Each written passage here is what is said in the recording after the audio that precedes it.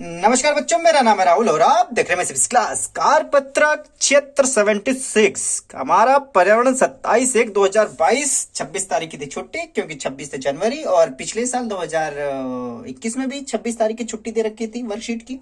इस साल भी है, हाँ, ट्रेंड निभा रहे हैं प्यारे बच्चों।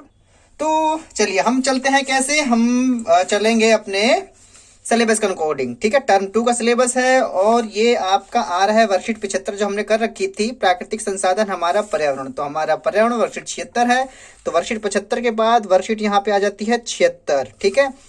परितंत्र के बारे में पढ़ा था, पर्यावरणीय समस्याएं, ओजोन परत का अपक्षय, ये अभी तक तो नहीं पढ़ा, अभी तक तो कुछ और ही पढ़ाए जा रहे हैं और ही पढ़ाए जा रहे हैं। जो टॉपिक नहीं है वो टॉपिक भी अच्छा। आपकी बात खाद्य श्रृंखला है, उदाहरण है, परपोषी है, पोषी स्तर है, लेकिन यहाँ पे खाद्य स्तर के बारे में बताया ही नहीं गया है।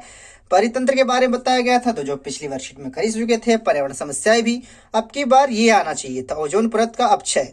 देखो, अगर ये आता टॉपिक खाद्य श्रृंखला करके भी तो आ सकता था, पोषी स्तर करके, लेकिन ये तो टॉपिक आपके सिलेबस में है नहीं, लेकिन वर्कशीट में थमा दिया गया है।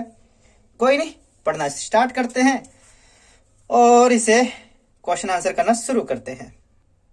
खाद्य श्रृंखला। खाद्य श्रृंखला जीवों की एक श्रृंखला है जिसमें एक जीव दूसरे को भोजन के रूप में खाता है। जैसे एक दूसरे का दिमाग खाते हैं, वैसे यहाँ पे भोजन खाते हैं। भोजन के माध्यम से एक जीव से दूसरे जीव में पोषण और ऊर्जा के प्रवाह को खाद्य श्रृंखला कहते हैं। मतलब कि एक जीव दूसरे जीव को खाता है, इससे ऊर्जा का प्रवाह होता है और इसी को हम खाद्य श्रृंखला कहते हैं। खाद्य श्रृंखला की शुरुआत उत्पादक से होती है।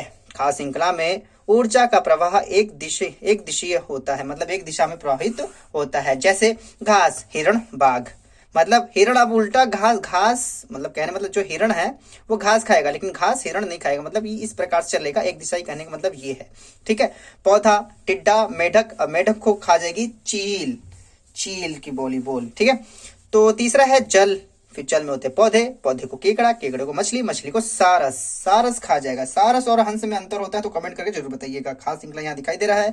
फिर खाद्य जाल, ठीक है, ये रहा खाद्य जाल। खाद्य जाल क्या होता है? कई परस्पर जोड़ी खाद्य श्रृंखलाएं एक खाद्य जाल बनाती हैं।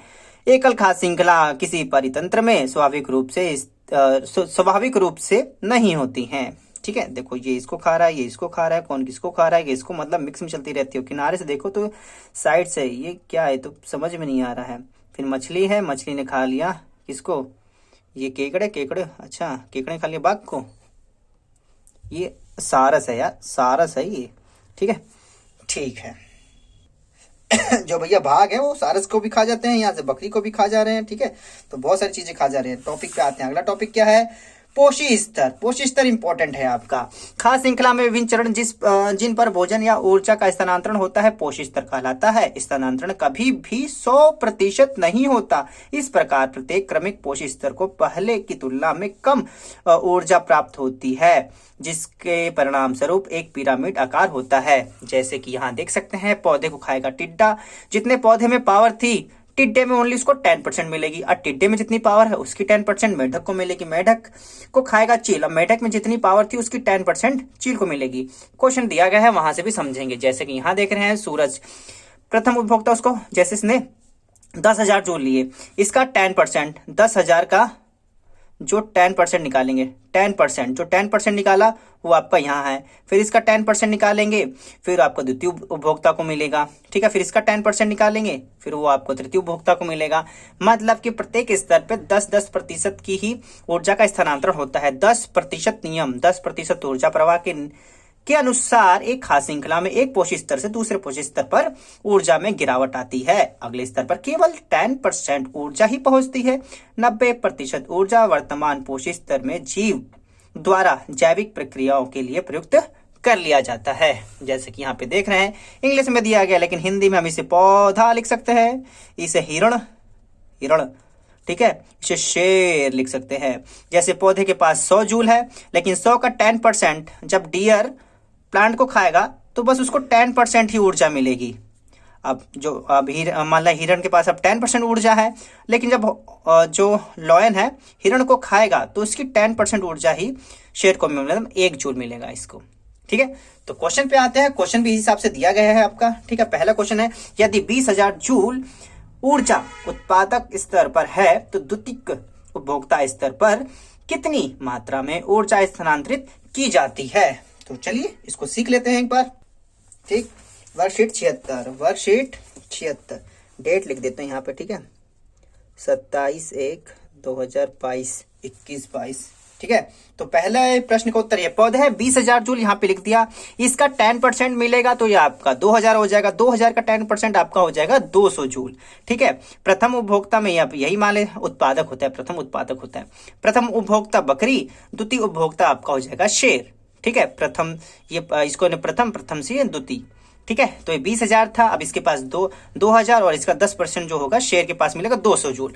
तो इस प्रकार से इसका आंसर जो बन जाता है वो ये रहा, द्वितीय स्तर पर 200 जूल मात्रा में ऊर्जा स्थानांतरित की जाती है। 20,000 का कितना मिला शेर को, द्वितीय में 200। ठीक है, चलिए प्रश्न नंबर 2 पे आते हैं। तालाब और जंगल दोनों की खास श्रृंखला बनाएं। चलिए भैया, खास श्रृंखला, तालाब, ये रहा तालाब, जल, जल को पौधे, पौधे को केकड़ा, केकड़ को मछली, मछली को सारस, और जंगल का, जंगल में घास, घास में को हिरण, हिरण को बाघ। दोनों का बन गया आपका। प्रश्न नंबर 2 यहाँ समाप्त हो जाता है। प्रश्न नंबर 3 पे आते हैं। प्रश्न नंबर 3 में पूछा गया है, पोषी स्तर को परिभाषित कीजिए। 4 पोषी स्तरों वाली खास श्रृंखला बनाए। तो चलिए प्रश्न नंबर 3 का आंसर इस प्रकार से दिया जाता है, स्क्रीनशॉट ले सकते हैं। खास श्रृंखला के विभिन्न चरण जिन पर भोजन या ऊर्जा का स्थानांतरण होता है पोषी स्तर कहलाता है। प्रथम पौधा, पौधे को खाया टिड्डे ने, टिड्डे को खाया मेढक ने, मेढक को खाया चील ने। प्रथम स्तर, द्वितीय स्तर, तृतीय स्तर, चतुर्थ स्तर। पहला उत्पादक शाकाहारी, मांसाहारी, शीर्ष मांसाहारी। ठीक है, तो यहां से आपको समझ में आ गया होगा। प्रश्न नंबर 3 का आंसर है। ठीक है, यहाँ से आपकी ये वीडियो समाप्त हो जाती है और यहाँ पे आपकी वर्कशीट जो 76 वो भी समाप्त हो जाती है। लेकिन ये क्या कहते हैं, इन्होंने मिलता जुलता, ये आपका सिलेबस से मिलता जुलता वर्कशीट 76 नहीं थी, जैसे मैंने वीडियो के शुरू में बता दिया था। चलिए, ऐसे बेसिक क्लास की इस वीडियो को देखने के लिए धन्यवाद। तब तक के लिए जय हिंद, जय भारत।